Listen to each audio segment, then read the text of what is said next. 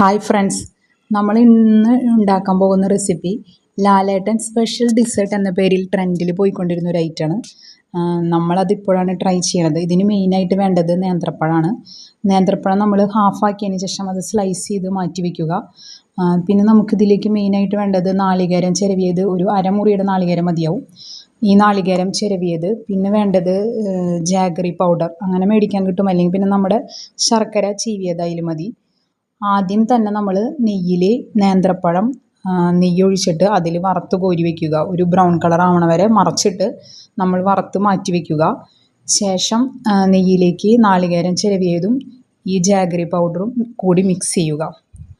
ഈ നാളികേരം ഒരു ശർക്കര പൊടിയുടെ ഇത് ഇടുമ്പോൾ തന്നെ ഒരു ബ്രൗണിഷ് ആവും. അതൊന്നും കൂടി നെയ്യിൽ കിടന്ന് നന്നായി സെറ്റ് ആവണ വരെ നമ്മൾ ഫ്രൈ ചെയ്യുക.